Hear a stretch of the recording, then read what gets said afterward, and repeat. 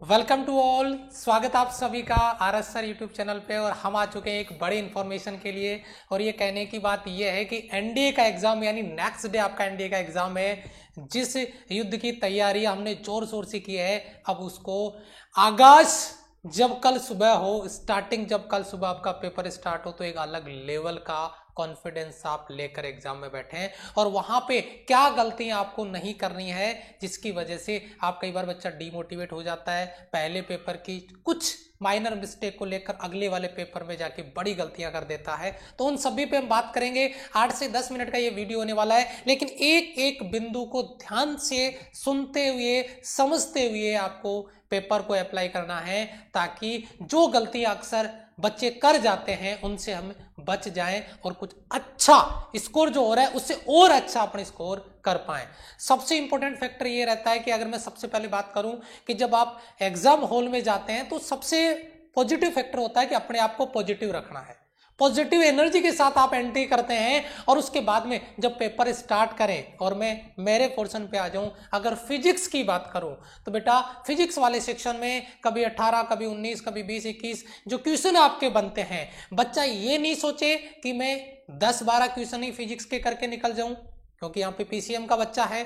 तो अगर मान लो फिजिक्स की तैयारी उस बच्चे ने अच्छे से की है तो 10-12 नंबर नहीं, वो 15, 16, 17, 18, 20 तक जा सकता है। लेकिन ये नहीं कि 5 सवाल टच ही नहीं किए, 5 सवाल देखे ही नहीं, 5 सवाल पढ़े ही नहीं, ऐसा नहीं होना है। टाइम मैनेजमेंट बेस्ट फैक्टर होता है अगर आप इस तरीके के एग्जाम को डील कर रहे होते हैं। तो क्वेश्चन को टच करना है। अगर क्वेश्चन आपको बिल्कुल ही नहीं आ रहा तो फिर अपन उसमें जबरदस्ती उलझ के अपना टाइम और अपने दिमाग में नेगेटिव थॉट दोनों की वजह से आगे आने वाले सवालों में, आगे आने वाले क्वेश्चंस में गड़बड़ियां करते हैं। तो अगर सवाल पहली नजर में आपको अगर भाता है, आपको लगता है कि मैं कर पाऊं, कॉन्फिडेंस हो, तुरंत लपेट दो उसको। लेकिन पहली नजर में जाते ही जैसे ही आपने देखा कहीं ना कहीं चीजें दिमाग से मिसिंग है और फिर उस सवाल के पीछे पड़ जाते हैं, हम फंसे रहते हैं उसमें, तो कहीं ना कहीं वो सवाल टाइम कंज्यूम कर जाता है। तो विशेष तौर से मेरा यही रहेगा कि आप सवालों को अप्लाई करें, प्रत्येक सवाल तक पहुंचने की कोशिश रहें। टाइम मैनेजमेंट कुछ ऐसा हो, और ये नहीं कि प्रत्येक सवाल को करने की कोशिश हो, ये नहीं, प्रत्येक सवाल तक पहुंचे, लेकिन जो सवाल नहीं आ रहा, बिल्कुल भी नहीं आ रहा, जबरदस्ती उसमें तुक्का फिट कर रहे हैं, वो गलत होगा। सवाल टच करो, लेकिन मोस्टली सवाल वो करने हैं जो आपको बहुत अच्छे से आते हैं। बाकी सेकंड राउंड में आपको उन सवालों पर भी बात करनी है जिनमें आपको कॉन्फिडेंस है लेकिन ज्यादा नहीं है। आप उनको टच करें, उन पे कोशिश करें, अपना एफर्ट डालें। तो ये रहेगा आपका। रही बात पेपर का रिव्यू, आपको सेम डे हम शाम को आपको पेपर का रिव्यू दिया जाएगा। तो जो बच्चे एग्जाम से बाहर आए तुरंत से उसका स्कैन करके हमें आप पिक्चर सेंड कर सकते हैं, हम उसका एनालिसिस तैयार करके तुरंत आपके साथ आपके सामने हाजिर हो जाएंगे। मैं बात करूंगा मेरे बाद में बीएस सर से। बीएस सर आपको अपना जो सेक्शन है उस सेक्शन के बारे में जो गाइड है वो करने वाले हैं। जी सर। बेटा, एक तो सबसे पहले जैसे एग्ज़ाम देते हैं तो एग्ज़ाम में सबसे इम्पोर्टेंट फैक्टर होता है कि हम जैसे सब मोस्टली बच्चे हैं वो ट्रेवल करके जाते हैं डेस्टिनेशन पे। तो अपने आप को, और बहुत सारे बच्चों के पास्ट में भी ऐसे कमेंट्स आए कि सर ट्रेन छूट गई, बस छूट गई। तो एग्ज़ाम सेंटर पे एडवांस में पहुंचना है, अपने आप को पेशेंस के साथ में साइलेंटली अपने आप को मतलब कि साइलेंट रखना है। दूसरा ये कि पानी वगैरह, लिक्विड वगैरह है मैक्सिमम कंज्यूम करना है, जिससे कि ये नहीं कि चक्कर आ रहे हैं, बच्चों को परेशानी आ रही है। तो ये तो होती है एग्जाम से पहले अपने आप को कैसे स्टेबल रखें।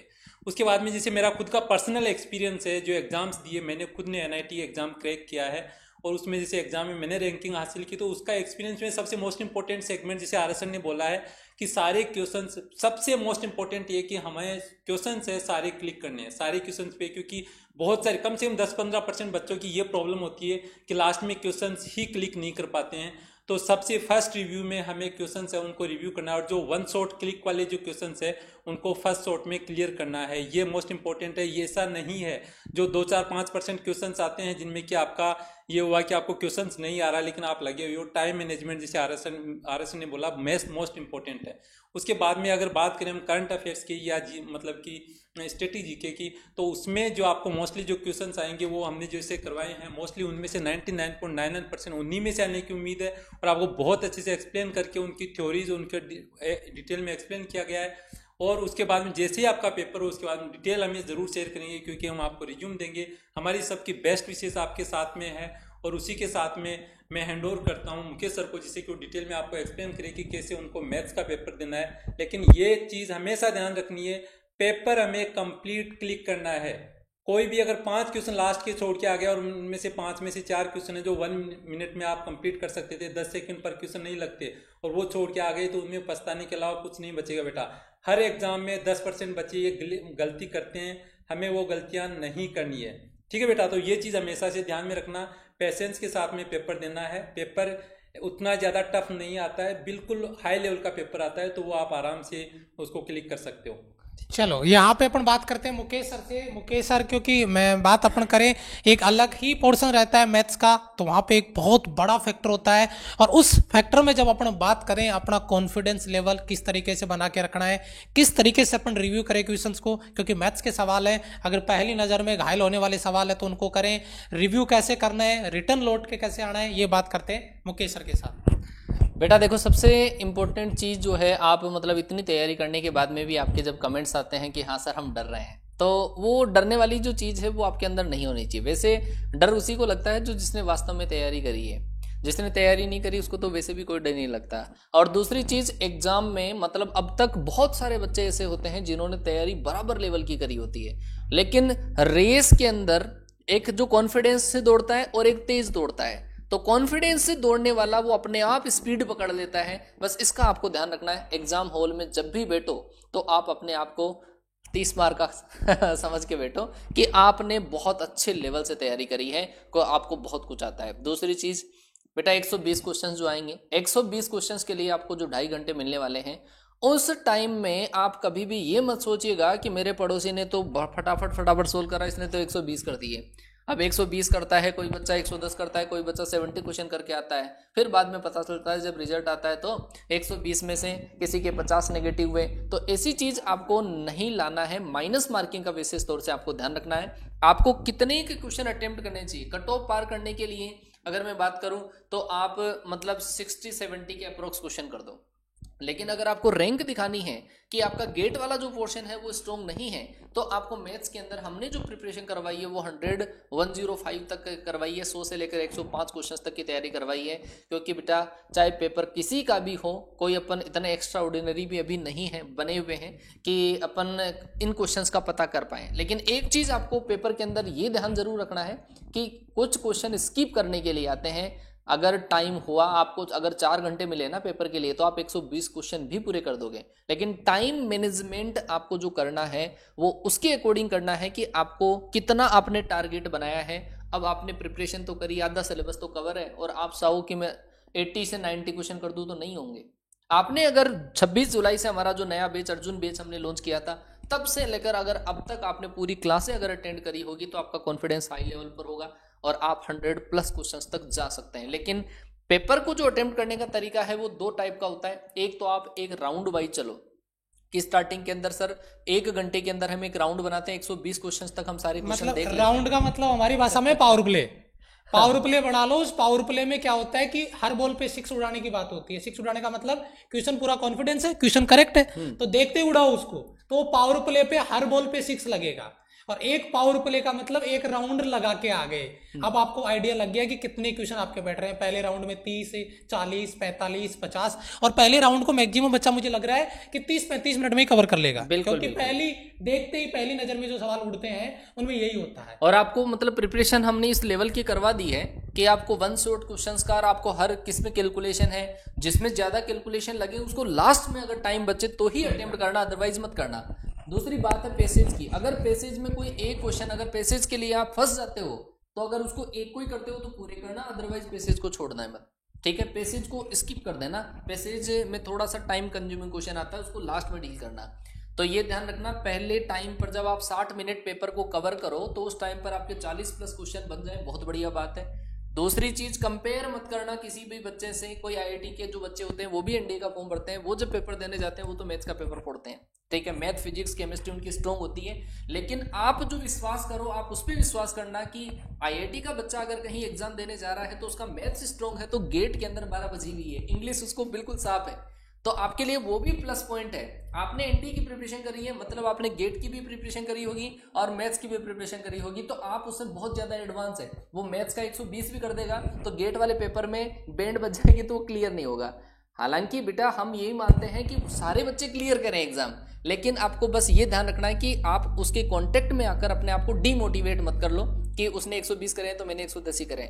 आपको जितना ये आइडिया है कि मैं इतने क्वेश्चन कर लूंगा, ये मेरा सेफ स्कोर है, और वहां तक जाने की कोशिश करना। और टीम आरएस सर की तरफ से आप सभी को बेस्ट विशेष है, जाओ और अच्छे तरीके से बैंड बजा के आओ पेपर की, और पेपर से बाहर निकलते ही 12:30 बजे सारे जो पेपर्स है उसका क्लियर स्क्रीनशॉट और पीडीएफ बना के सेंड करो तो बहुत ही बढ़िया। ठीक है, वो जरूर आप शेयर करिएगा। हमारे जो नंबर हैं, फैकल्टी के जो नंबर हैं उन पे, और हमारा टेक्निकल टीम का जो नंबर है, आरएस सर का नंबर आपके पास है, उन नंबर्स पे आप शेयर करिएगा। वो डेडिकेशन दिख जाएगा, वो डेडिकेशन दिख जाएगा कि बच्चे ने पूरे पीपीटी बनाने में कितनी मेहनत की है, बाहर आती है सेंटर से बाहर।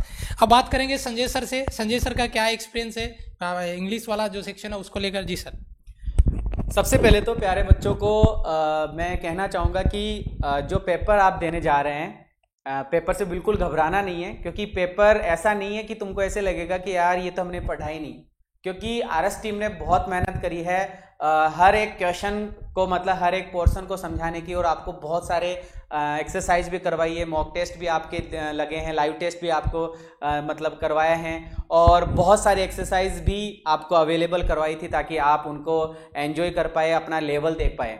साथ ही साथ हम बात करते हैं हमारी लाइव क्लासेस की, ऑनलाइन क्लासेस की, तो इसके अंदर मैथ्स की, फिजिक्स की, इंग्लिश की, और मतलब जीके जैसे जो भी मतलब पेपर आता है, आपका क्वेश्चन पेपर जो मिलता है, वो सब की तैयारी आपको करवाई गई है। मैं बात करूं अगर इंग्लिश की, तो इंग्लिश के अंदर बेटा ज़्यादा अगर क्वेश्चंस की बात की जाए तो आप सभी बच्चे जानते हैं कि वोकेबलरी का पोर्शन सबसे ज़्यादा आता है, और मैंने वोकेब को ही शुरू से लिया है। अगर मैं बात करूं हमारे बैच की, तो 25 जुलाई से हमारा बैच स्टार्ट था, और तब से लेकर अब तक लास्ट टाइम तक हमने वोकेब का पीछा नहीं छोड़ा। चाहे वोकेब में कैसा भी क्या हो, वोकेब पर इतना फोकस कराया है जिसकी कोई सीमा नहीं है। अब बात करता हूं मैं अदर क्वेश्चंस की, तो देखो बेटा हमारा कॉमन एरर का पोर्शन आता है जिसमें 10 क्वेश्चन फिक्स है। मैं सिनोनिम एंटोनिम्स की बात करता हूं तो उनके 10-10 क्वेश्चन आते हैं, कभी कभी उनके 5-5 हो जाते हैं, इससे कम नहीं होंगे, 10 या 5 का लेवल आपका बना रहेगा।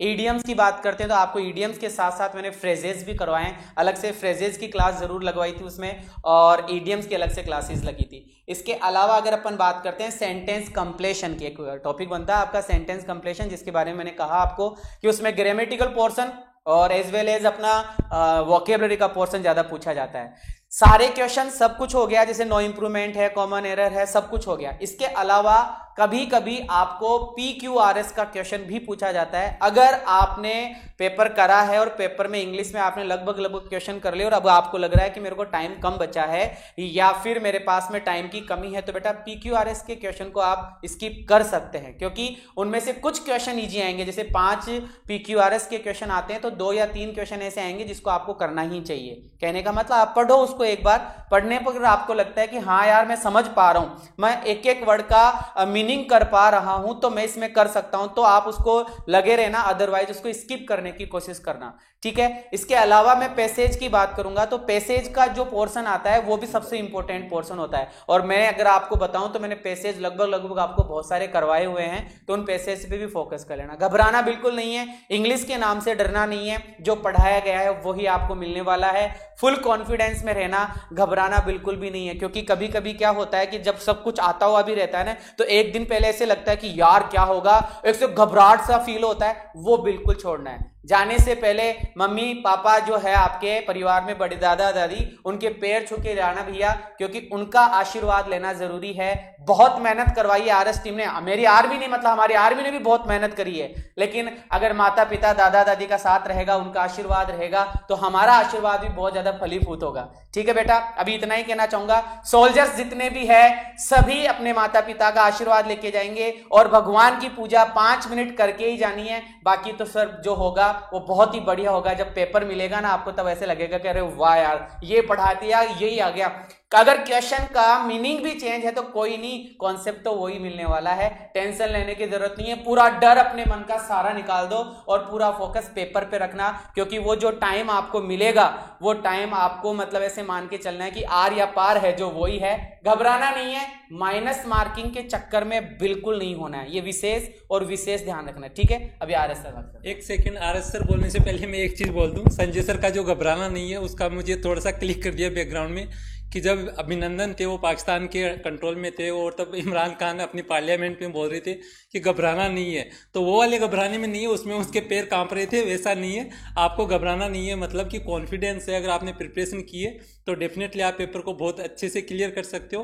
तो डेडिकेटेडली होके मतलब कि शांत रह के पेपर को देना है। और एक और मोस्ट इंपॉर्टेंट पॉइंट ये है बेटा कि कई बच्चे क्या है, जैसे 50-60% बच्चे ये होते हैं कि जस्ट एग्जाम का पेपर देखने के लिए जाते हैं, है ना, लेकिन उन बच्चों को भी ये चीज़ नोट करनी है, क्योंकि वो बच्चे होते हैं जो 90-95% पेपर करके आते हैं। जो ऑनेस्ट पेपर करने जाता है वो बच्चा अपने हिसाब से पेपर करके आता है, लेकिन जो पेपर देखने जाते हैं बच्चे वो 95% पेपर टच करके आते हैं। लेकिन मैं उनसे भी कहूँगा बेटा कि वो भी अपना पेपर है ऑनेस्ट होके दें, क्योंकि उसमें अगर आप सिलेक्शन के लिए नहीं जा रहे तो भी कम से कम ये आने वाली जो आप बाद में एग्जाम्स देंगे उनमें कॉन्फिडेंस बूस्ट करेगा आपका जो ये स्कोर है कि आपने एनडीए में कितना स्कोर गेन किया था। इसलिए वो बच्चे भी पेपर को सीरियस होके दें। ठीक है बेटा, जय हिंद जय भारत।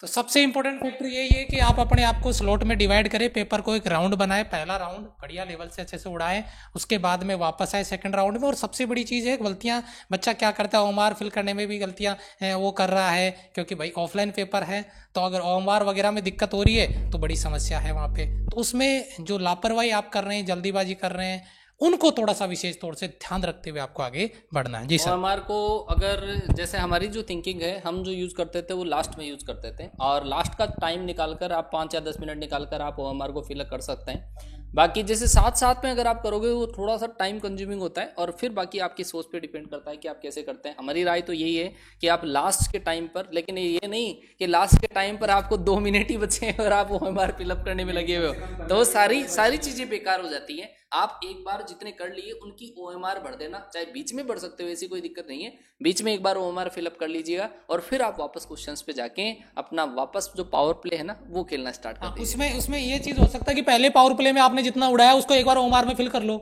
ताकि आपको आइडिया भी लग जाए कि कितने क्वेश्चन हो गए, क्योंकि ओएमआर में तुरंत कैलकुलेट हो जाएंगे, एक एक क्वेश्चन को काउंट करने के बजाय तुरंत घोड़े दिख जाएंगे। और उसके बाद में आप सेकंड राउंड में जाओ तो सेकंड राउंड को जो क्वेश्चन कर लिया है उसको टिक मार करना, जो क्वेश्चन दूसरे राउंड में आओ तो उसके आप स्टार बना सकते हो, चिन्ह बना सकते हो, ताकि उस क्वेश्चन को अपने को देखना नहीं। हाँ, देखना उसको तो काट ही देना। जिसको एक बार पहली नजर में आपको लगे कि मेरे बस की बात नहीं है, दोबारा उस पर टाइम खराब ना हो, तो पहले ही उसको क्रॉस लगा के आगे चले जाना, ताकि अगली बार आओ तो उस क्वेश्चन को वापस नजर डालने की जरूरत आपको नहीं पड़े। अगर आपको यहां से फिर भी कोई डाउट बचता है, आप कमेंट में कमेंट करिए। और दूसरी चीज, कल पेपर रिव्यू होगा, तो आप सभी से इंतजार रहेगा, फटाफट से एग्जाम सेंटर से बाहर आते ही स्कैन करके पीडीएफ बना के सेंड कर देंगे, हमारे नंबर आपके पास है, इंतजार रहेगा आपका, और आपके कॉल का इंतजार रहेगा शाम को कि सर पेपर फोड़ के आया हूं। जाओ और फोड़ के आओ बेहतरीन अंदाज में, और कह दो कि भाई साहब मेहनत की है, तो पेपर का जो हाल है वो तो उसी पे छोड़ा जाएगा। तब तक के लिए बेटा जय हिंद, वंदे मातरम।